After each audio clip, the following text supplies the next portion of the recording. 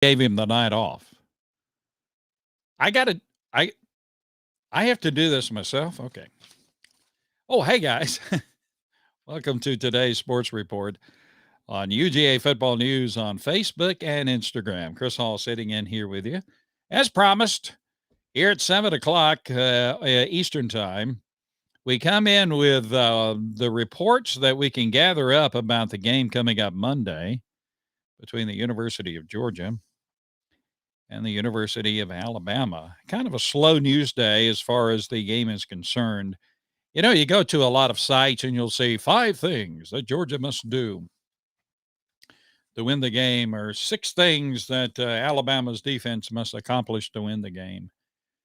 And so, you can read those things, and they're interesting. They're good. You know, it's good information, but basically, not a whole lot of information about the game. Hey, Tripp's a fine young man. We love Trip Block. Trip actually is one of our LSU guys. He loves LSU, but he loves Georgia too, and he loves the Atlanta Braves. Trip and I enjoyed so much the Bravos winning the World Series.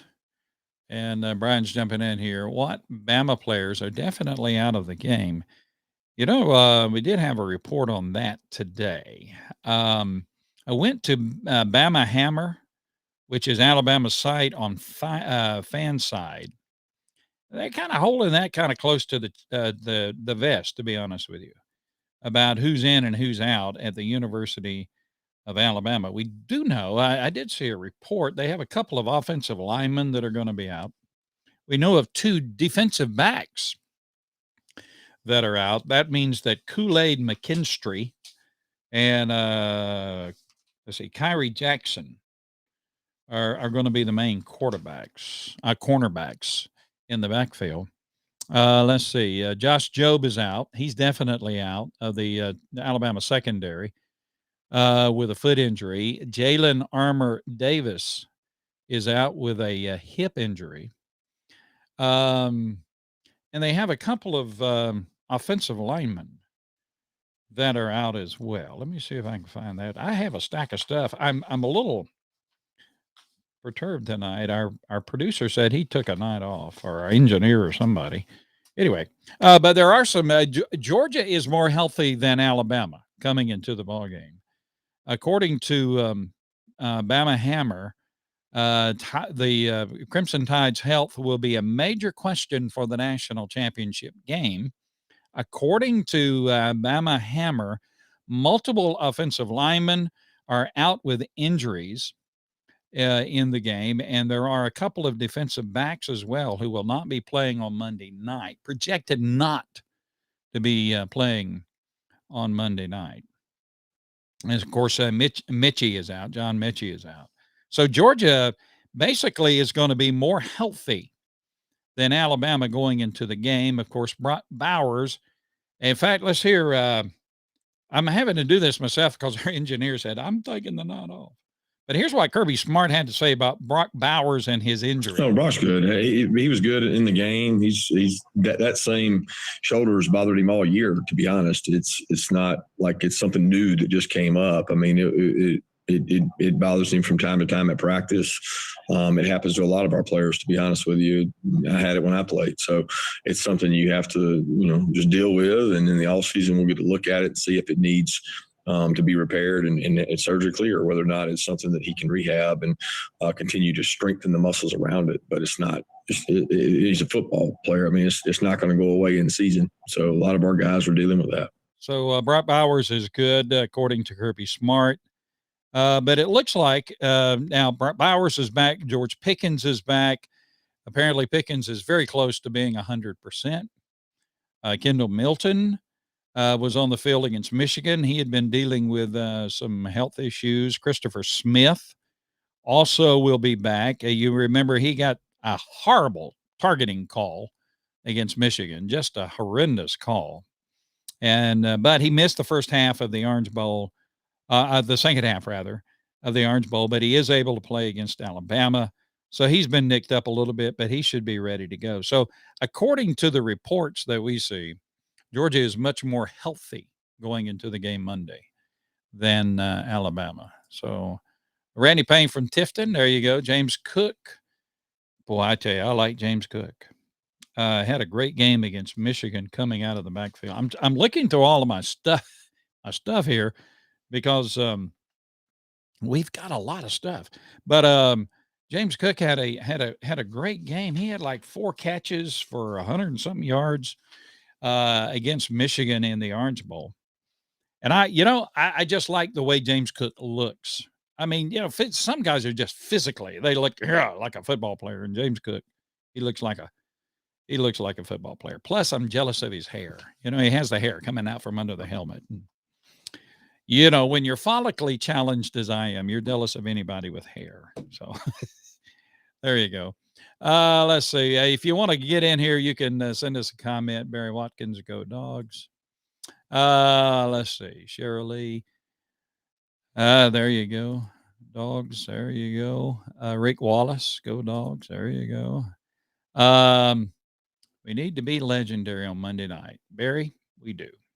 I did see a report today, and listen, I've been in the media for a while. I'm not really a media guy, but I've been in the media, and so they kind of scratch around for something original and unique to write. They want to stand out from the crowd, and a lot of the information now about the game, is pretty redundant. Not a whole lot of new stuff being reported. But I did see a report today where someone who supposedly knows, in the know, says that Nick Saban is convinced that Stetson Bennett cannot beat Alabama. And of course, according to unnamed sources. Now, Nick Saban, he's a great coach. He didn't believe that at all. I can tell you that right now, sitting right here where I am. Nick Saban is the kind of coach that covers all of the what could happen and what should happen. And I guarantee you, he believes in his heart that if Alabama doesn't play well, Georgia will win the game. So I don't believe that at all. Yeah, but guys have got to come up with something new. Where are we playing the game at? Indianapolis, Indiana. I tried to get them to play the game in my backyard. I have a big backyard. I have like 3 acres. And I offered. I said, look, me and my wife we'll sell lemonade and cook up some brownies, and we'll put up some temporary stands, and you guys can play the national championship in the Hall backyard. But nobody went for that. So they're playing it at Lucas Oil Stadium in Indianapolis, Indiana, the home of the Indianapolis Colts of the NFL. It has a retractable roof, the thing that opens up and closes. Weather forecast for Indianapolis on Monday, the projected high is 23, and winds at 12 miles per hour. At game time, it's probably going to be like colder than that. That's the high for the day. So, but it is in Indianapolis. Been to Indianapolis one time. Went there for a meeting. Beautiful city. A beautiful part of Indiana. But that's where it is. And the college football playoff people who are in charge, they released today the 2025 and 2026 sites. I think it's going back to Miami and Arizona or somewhere. Anyway, I did that. That came out just as I was. Brian says we need to throw the ball deep to open up the run. Yes. Feed Cook the ball for sure. Todd Monken, I'm sure has been working on the thing and working on the game, the plan. Well, we just need to play good. I need to play efficient. If Georgia plays like against Alabama like they did against Michigan, Georgia's definitely got a chance. How is Zamir? As far as I know, Zamir White is okay. There are no reports. This time of the season, you're beat up. Every one of those guys, if you've played a lot, you are bruised and you are beat up, and you've got nicks and you've got knacks. It's just football. That's the way it is. The training staff, they work overtime, making sure these guys are A-okay. But as far as I know, Zamir White is good for the game and good to go. And they're going to be so energized And so there you go. Much better hat today. Well, thank you. Yeah, I know. I took a lot of grief. Took a lot of grief for my Braves hat. But you see, the Alabama A has a mullet. Have you looked at the difference? You can look at the difference between the Atlanta Braves hat, the A of the Atlanta Braves, and the A of Alabama, and there's a stark difference. But okay, I have been admonished, so I'm wearing my Georgia hat tonight. You know, I don't. I don't think it's. But and matter of fact, let me find my thing here.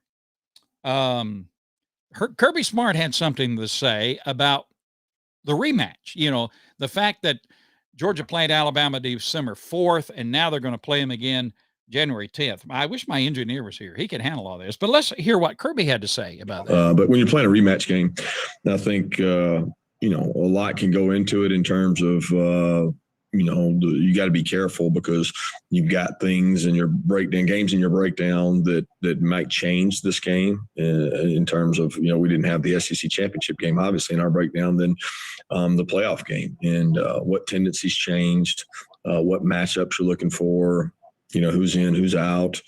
There's a lot of things that go into it, but at the end of the day, you're really not as worried about what they're doing. You're worried about what you're doing and how well you can do that. It's the most important part. Yeah, I didn't play football. I mean, I played in the backyard. I'm a good backyard player. All-time quarterback. I am the all-time quarterback. And so, but these guys are so focused. It's just, is it hard to beat a team twice in a season? I don't know. You just have to play good. You just have to play well. You just have to play to your ability. And Georgia's got to do that. Adam, yeah, I know. Adam's laughing about the fact I wanted the game in my backyard, but why not? We got parking. Let's see. Well, what? It'll be 70 inside Lucas Oil Field. Yeah. Well, I guess is it 70 or 72? I don't know. But anyway, it'll be nicer inside than it will be outside in Indianapolis. By the way, I saw where tickets are still not still available from official sources, but people are selling tickets for pretty outlandish prices. So there you go. Let's see. Can't let Williams get behind it. Boy, that's true. Jameson Williams will kill us. He will kill us. And he did the last game. Just our secondary's got to play well. Just really got to play well. Yes. And I have a good friend in Athens who has a radio show. And here's what he's saying.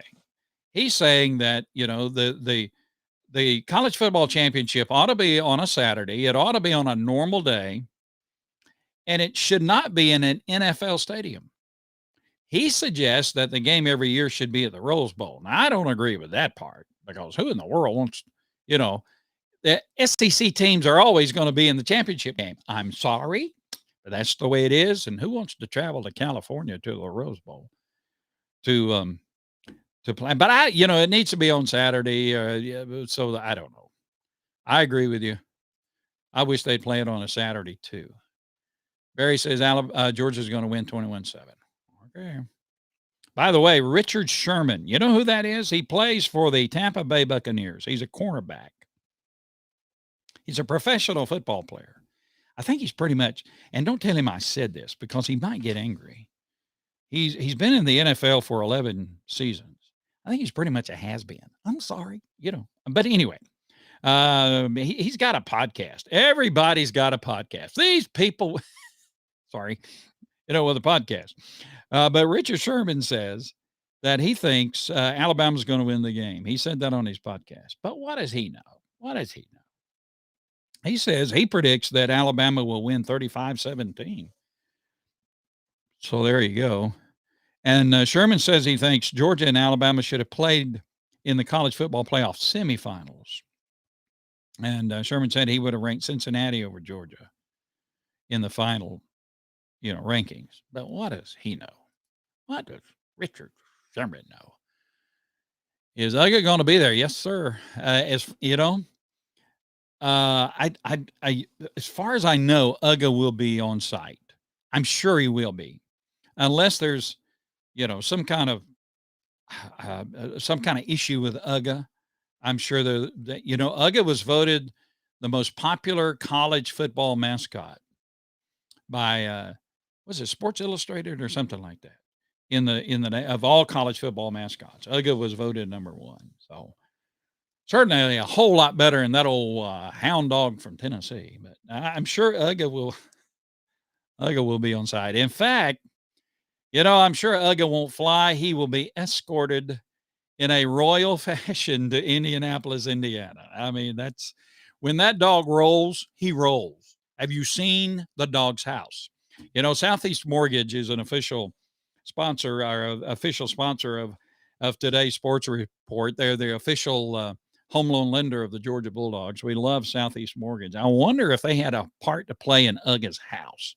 I mean, the thing has, air conditioning, probably got heat in it. He's probably got a jacuzzi in there and a big screen TV. But I'm sure Uga will be on site. When we win Monday, I will take Tuesday off. Vacation time. Randy Payne. All right. I'm with you. In fact, if any of you guys need an excuse, for not going to work on Tuesday, if you need an excuse, just, get in touch with me and I'll write you an excuse. Dear boss man, please let Johnny off. He stayed up until 2:00 in the morning celebrating a Georgia victory. Okay. Let's see. Sid Sinman, I thought the Alabama offensive line got away with a lot of holding in the SEC championship. To be honest with you, I'm sure that's true. To be honest with you, in college and in the NFL, there is a lot of holding going on almost on every play. Unless it's really flagrant, I don't think they throw the flag. Alabama's offensive line certainly played above its head against Georgia. They gave up 7 sacks against Auburn the week before, and then they shut Georgia. Georgia has like 45 sacks in the season. The only game Georgia did not have a sack of the quarterback, the SEC championship game.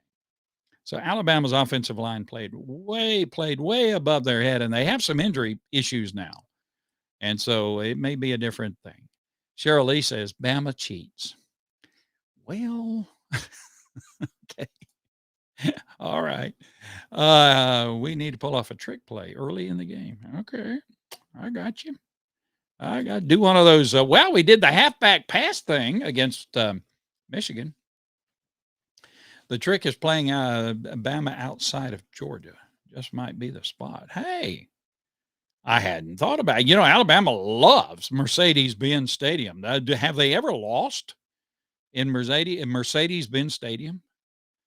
Let's see.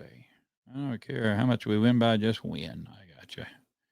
Well, we have a lot of folks getting in here with us. Yeah, we got to get that monkey off our back. Okay. Let's see.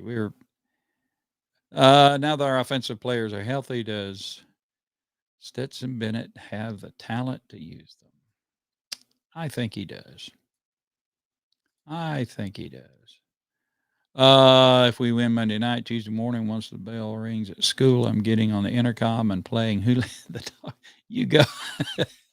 Man, I wish I could hear that. By the way, Who Let the Dogs Out? That's a stupid song, but I like it. It's like, isn't it? There are a lot of things that are like terrible, but for some reason you like it. I mean, I don't know. Who let the dogs out?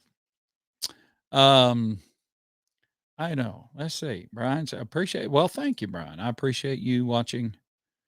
Dogs should have 5 to 7 sacks a game. Yeah, I agree. Let's see. A couple of other things here. I was looking at something else. What was I looking at? Our tight end, Georgia assistant Todd Hartley is our tight end coach. And he received an honor yesterday. On Wednesday, Football Scoop announced that Georgia assistant Todd Hartley is the 2021 Football Scoop Tight Ends Coach of the Year, the first ever to win the award. I guess it's a new award. The outlet states that the finalists were selected based off of nominations by coaches, athletic directors, and athletic department personnel. Georgia tight ends up to this point have caught 71 passes for 1,129 yards and 14 touchdowns, along with 4 runs for 56 yards and a touchdown this season. Brock Bowers, of course, is mainly responsible for that. And Brock Bowers this season has 52 catches for 846 yards, 12 touchdowns, all single season program records for a tight end. The 12 touchdown catches also being a program record for any pass catcher. His 10 receptions in the SEC championship game set a record for tight ends in that game.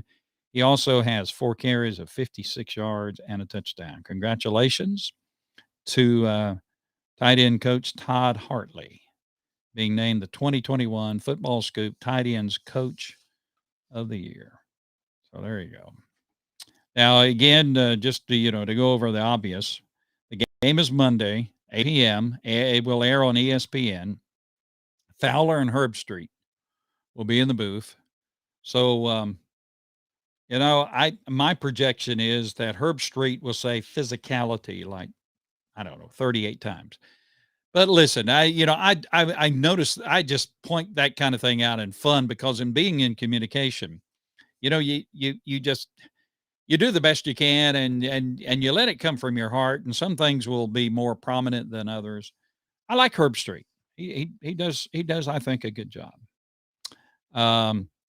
Leo, I guess Corso's going to do the pick thing, right? ESPN will have the pregame razzmatazz and they'll talk about this, that, and the other. And then Corso will put whatever the headset is or the head thing on so he can predict who's going to win. So, when we win. Yeah. Okay. Somebody, I got you. When we win Monday night. There you go. Let's be positive. Positivity. Again at Lucas Oil Stadium. This will be Georgia's second time in the college football playoff championship game. The last time Georgia was in the game, or the first time, the only time, was in 2018. Let's don't mention that one. 2018, lost to Alabama 26-23. Broke my heart. Georgia has 2 overall national championships in school history, the most recent coming in 1980 under Herschel Walker. That was a Herschel Walker-led team, of course. Alabama has appeared in 5 college football playoff championship games. Alabama is 3-2 in the championship games that they have played in. Alabama claims 18 overall national championships in school history, the most coming in 2020 last year when they rolled over Ohio State. So there you go. Now the current odds. It kind of bounces around a little bit, and right now Georgia is still considered to be the favorite. It's like, it's anywhere from 2 to 3 points. Speculation is we get closer to the game, that will continue to narrow, and it could be that eventually, Alabama will be the favorite in the game. Let's see. Just looking over my stuff here. Let's see. We have some audio too. Some people say, well, okay, is Alabama in Georgia's head? Georgia has lost 7 straight times to Alabama. So is it in the head of the guys? Is there a mental block there? Is there something mental that Georgia has to overcome? Kirby Smart addressed that in a news conference he had a couple of days ago. So we have that in common with a lot of teams that have played them. They got a really good football team, really good coach, and a really good program.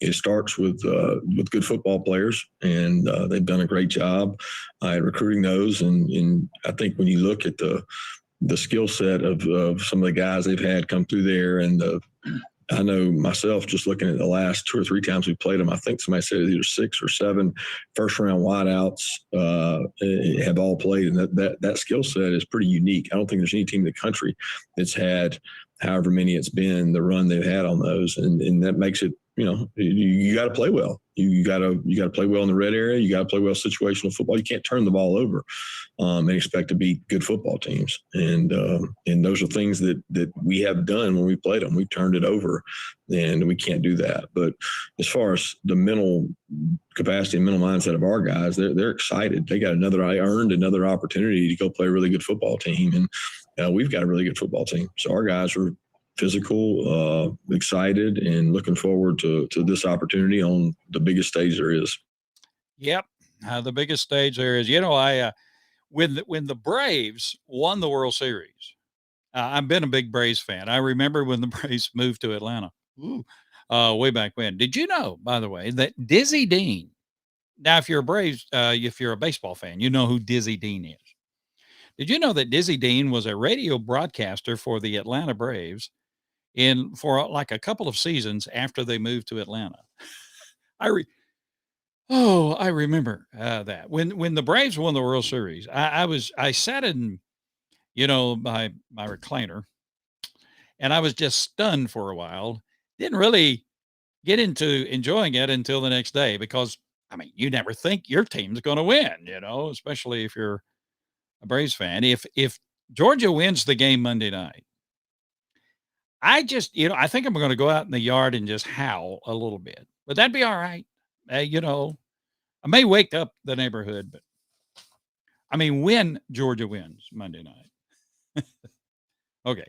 Let's see. We have one other cut that our guys put together. Okay.